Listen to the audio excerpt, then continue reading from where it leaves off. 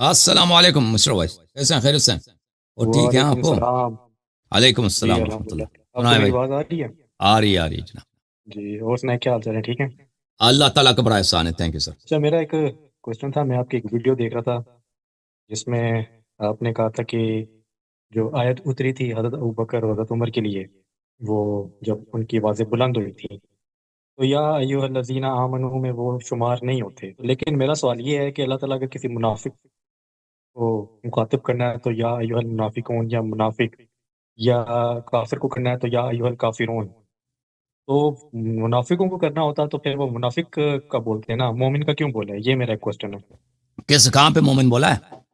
وہ جو آپ نے ایک آیت کوٹ کر رہے تھے نا، میں آپ کی تو ویڈیو دیکھ دونوں رہا تھا کو جس بولا ہے میں نا، اللہ یا ایھا الذین نہیں آمنوا میں مومن منافق سب آ جاتا ہے نا۔ آپ کسی سے بھی خطاب کرتے ہیں نا تو تو کیونکہ مومن دو قسم کے ہیں، ایک مومن وہ ہے جو زبانی طور پہ مومن ہے، دل میں مومن نہیں ہے، ایک دل میں مومن ہے، زبان میں بھی مومن ہے۔ تو آپ سب کے لیے حکم لاتے ہیں کہ بھئی آپ نے فلان کام نہیں کرنا، غلط ہے، فلان کام کرو وہ صحیح ہے، ٹھیک ہے نا۔ اس میں یہ لیکن لانا کہ اینڈ بھئی یا پہ ایھا الذین آمنوا و یا ایھا الذین نافقوا، کیونکہ اسلام کا، رسول اللہ صلی اللہ علیہ وسلم کا روش یہ تھا کہ منافقین کے ساتھ مومنوں جیسا روش اختیار کیا جائے، ٹھیک ہے نا۔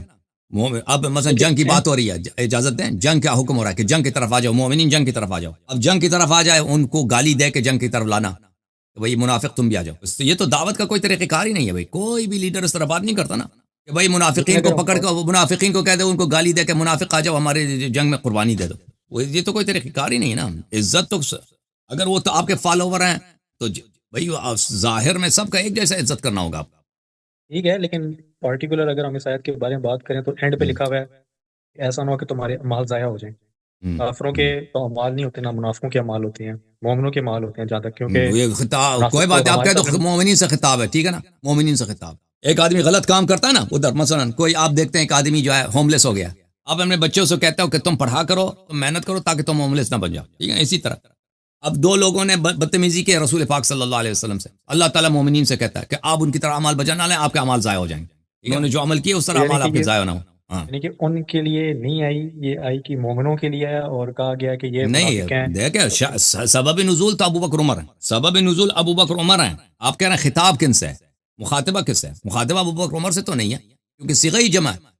عربی زبان میں دو کے لیے اور صیغہ الفاظ ہوتے ہیں، تین اور سے زیادہ کے لیے اور الفاظ ہوتے ہیں، آپ کو پتہ ہے نا۔ سبب نزول اور خطاب میں فرق ہے۔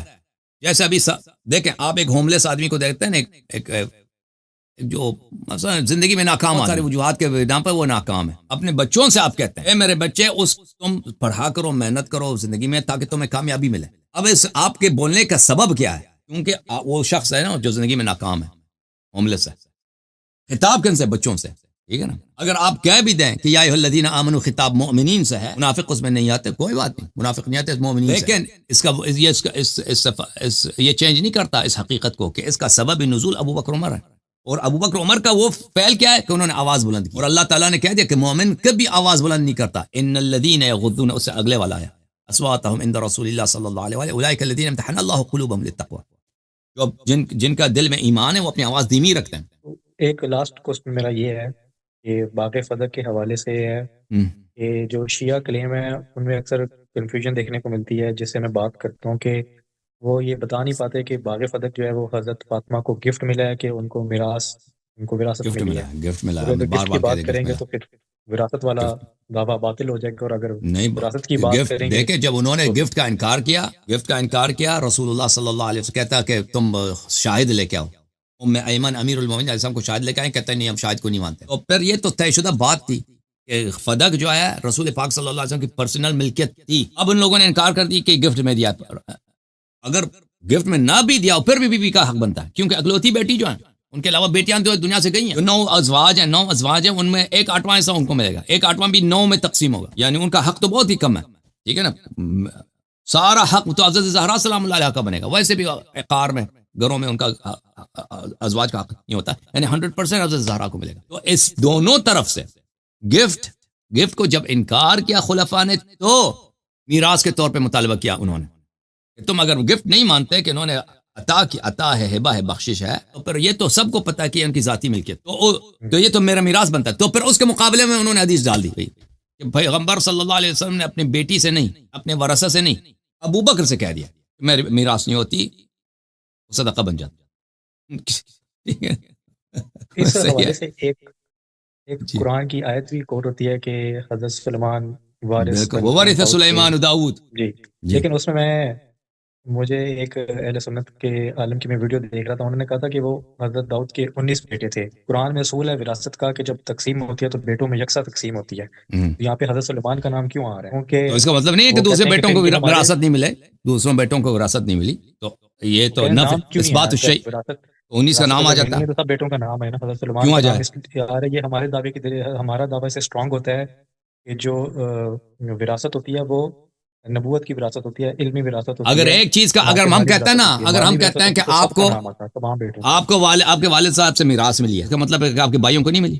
کہ کون کہتا ہے، کس منطق میں، کس لہجے میں، کس زبان میں، کس ایکسپریشن میں، کس لٹریچر میں اس طرح ہوتا ہے؟ اگر میں کہہ دوں فلان شخص کو اس کے باپ سے میراث ملی ہے، اس کا مطلب اس کے بھائیوں کو نہیں ملا. یہ کوئی بات ہوئی بھائی؟ اب بھائی اردو زبان میں بات کریں، عربی زبان میں بات کریں، انگلش زبان میں بات کریں، کسی بھی پشتوں میں بات کریں، اگر آپ کسی سے کہتے ہیں کہ احمد کو اس کے والد صاحب سے میراث ملی ہے، اس کا مطلب یہ نہیں اس کے بھائیوں کو نہیں ملی. پھر ملاحظہ فرمائیے، پھر انہوں نے خود اپنی کتابوں میں نقل کیا کہ اہل بیت علیہم الصلوۃ والسلام نے جو قرآن کے ساتھ ہیں، انہوں نے اس آیت سے استدلال کی اس لیے کہ ابو بکر جھوٹا ہے. وورث سلیمان داؤد، ٹھیک ہے نا، سورہ النمل آیت نمبر 16. الطبقات الکبریٰ، یہ ہے میرے پاس الطبقات الکبریٰ نہیں، وہ کہتے گیا طبقات الکبریٰ، تفسیر ابن ابی حاتم ہے، یہ طبقات الکبریٰ، الطبقات الکبریٰ لابن سعد، ٹھیک ہے نا بھائی. دیکھو بھائی، الطبقات الکبریٰ لابن سعد، جلد نمبر 2، دار صادر بیروت. یہاں پہ آپ کو لے کے چلتے ہیں صفحہ نمبر 315 میں. 315 جمیع رواته ثقات، اس کے سب راوی سب ثقہ ہیں. اخبرنا محمد بن عمر الواقدی، واقدی اس کے مدائح بہت زیادہ ہیں اور یہ بہت ہی اعجوبہ تھا علم میں، کثرت روایت میں. بہرحال حدثني هشام بن سعد عن عباس بن عبد الله عن فلان عن فلان جاءت فاطمة إلى أبي بكر تطلب ميراثها. ابو بکر سلام اللہ علیہ آئے، حضرت فاطمہ سلام اللہ علیہ آئے ابو بکر کے پاس میراث اپنا طلب کرنے کے لیے. عباس بھی آئے، وہ اپنا میراث طلب کر رہے تھے.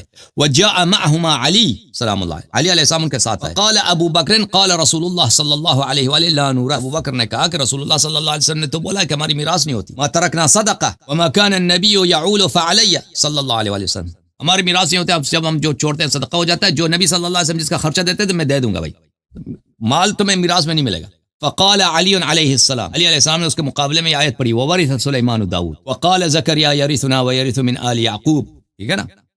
تو امیر المؤمنین علیہ الصلوۃ والسلام نے اس بولا کہ یہ حدیث قرآن کے خلاف ہے، اور تم نے حدیث سنی، ہم نے نہیں. پیغمبر نے تجھے بتایا، بیٹی کو نہیں بتایا، جو میرا وارث سے نہیں بتایا، یہ کیسے ہو سکتا ہے؟ اور یہ قرآن کے خلاف ہے. اچھا، ابو بکر نے کہا کہ وہکذا وانت واللہ تعلم مثل ما علم. ابو بکر نے کہا بات یہی ہے بھائی، تجھے پتہ ہے مجھے بھی پتہ ہے. تو اس امیر المؤمنین علیہ السلام نے کہا ھذا کتاب اللہ ینطق. امیر المؤمنین علیہ السلام نے کہ میں قرآن کی آیت پڑھ رہا ہوں، تو کہہ رہا ہے انبیاء کی میراث نہیں ہوتی. جب قرآن کہہ رہا ہے میراث ہوتی ہے تو واضح طور پہ کہ علی علیہ الصلوۃ مع القرآن والقرآن مع علی. انہوں نے اس آیت سے کیا استدلال کیا؟ آیت سے استدلال کیا کہ بھائی، اس آیت سے استدلال کیا کہ بھائی کیا ہوتا ہے، اللہ آپ کی خدمت میں عرض کروں کہ وورث سلیمان داؤد، یہ ملکیت جو جائیداد ہے اس کی میراث ملی ہے. اس کے علاوہ ملاحظہ فرمائیے، 2 سندوں کے ساتھ ابن ابی حاتم روایت کرتا اپنی کتاب میں. یہ تفسیر القرآن العظیم لابن ابی حاتم اپنی کتاب کے مقدمے میں کہتا ہے کہ میں نے اصح الاسانید کے ساتھ اصح الاخبار اسنادا اس کتاب میں نے نقل کیا. ٹھیک ہے نا. اور سن رہے ہیں، دیکھ رہے ہیں نا بھائی، میں بڑا کر دوں، اصح الاسانید اور اصح الاخبار اسنادا میں نے اس کتاب میں وارد کی. اچھا، اس کے اب آتے ہیں صفحہ نمبر 2854 میں. وورث سلیمان داؤد، ورث سلیمان داؤد ورث نبوته وملکہ یا ملکہ. ملک وہ پڑھیں گے تو جائیداد، ملک کہیں گے تو بادشاہ. صرف نبوت اور علم نہیں ہے. یہ قتادہ بہت بڑے مفسر ہیں، بہت عظیم مفسر ہیں. انہوں نے دوسرے سند کے ساتھ روایت کرتے ہیں وورث سلیمان داؤد ورث نبوته وملکہ وعلمہ. اس کی بادشاہت یا اس کے املاک کو اس کو عرص میں ملی. اچھا، میں مزید آپ کو دکھاؤں. یہ کتاب ہے الانوار الکاشفہ لما فی کتاب اضواء علی السنہ، تالیف عبد الرحمن بن یحییٰ المعلمی الیمانی، چھاپ عالم الکتب. کہتے ہیں صفحہ نمبر 53 میں، ملاحظہ فرمائیے، اس صفحے کے آخر میں کہتے ہیں ابو بکر سے یہ خبر متواتر ہے انه كان يدين بكتاب الله تعالى وسنة رسول الله صلى الله عليه وسلم واخذ بحديث. ابو بکر سے متواتر ہے کہ وہ قرآن پاک کو مانتا تھا، سنت کو مانتا تھا، اور لیکن وہ اس حدیث کا مدعی تھا، لا نورث ما ترکنا صدقہ مع ما يتراضى من مخالفته لظاہر القرآن، حالانکہ یہ حدیث جو ہے ظاہر قرآن کے خلاف، ٹھیک ہے نا، آپ کے علماء نے خود تصریح کیا۔ پھر ملاحظہ کرو میرے بھائی، یہ سورہ صاد ہے، وَوَهَبْنَا لِدَاوُودَ سُلَيْمَانَ، ہم نے داؤد علیہ السلام کو عطا کیا سلیمان ان کا بیٹا، نعم العبد انہ اواب، بہترین بیٹا تھا، وہ بڑا تائب تھا، بڑا نیکوکار تھا، بڑا اچھا صالح۔ اذ عرض علیہ بالعشی الصافنات الجیاد، ایک رات کو، ایک شام کے وقت وہ تشریف فرماتے حضرت سلیمان تخت پہ، ان کے سامنے بہت ہی خوبصورت گھوڑوں کا مارچ کیا گیا، خوبصورت ان کے جو لشکر تھے، بہت خوبصورت گھوڑے ان کو دکھائے انہوں نے۔ اچھا، یہ خوبصورت گھوڑے کہاں سے آئے تھے؟ تفسیر البغوی معالم التنزیل السنہ ابو محمد ابن مسعود البغوی، مجلد السابع، چاپ دار طیبہ، سنہ 1412 میں چھپی ہے، ملاحظہ فرمائیے۔ اذ عرض علیہ بالعشی الصافنات الجیاد ورث من ابیہ داؤد 1000 فرس، یہ 2000 گھوڑے تھے جو اس کو اپنے والد صاحب سے، داؤد علیہ السلام سے وراثت میں ملے، داؤد سے، وہ جو قرآن میں اذ عرض علیہ بالعشی الصافنات الجیاد، یہ وہ گھوڑے تھے جو اس کے باپ سے اس کو بھلے تحفے میں ملے تھے، وراثت میں ملے تھے۔ المحرر الوجیز فی تفسیر الکتاب العزیز، تالیف ابن عطیہ الاندلسی، جزء الرابع، سنہ 2001 میں چھپی ہے، ملاحظہ کریں اس کتاب میں صفحہ نمبر 503 میں، اذ عرض علیہ بالعشی الصافنات الجیاد، اس کے ذیل میں فرماتے ہیں قال الجمہور، جمہور علماء کا قول ہے، ان سلیمان علیہ السلام عرضت علیہ الآلاف من الخیل ترکها ابوہ لہ، ترکها ابوہ لہ، ہزاروں گھوڑے اس کے پاس تھے جو اس کے والد نے اس کے لیے میراث میں چھوڑے تھے۔ اب بولو بھائی، صحیح ہے نا؟ او بھائی صفحہ نمبر 504 میں کہہ دیا، وہ جمہور الناس، جمہور علماء کا یہ قول ہے، انہا کانت خیلا موروثہ، یہ گھوڑے میراث میں ملے تھے حضرت سلیمان علیہ السلام کو، اور صحیح ہے؟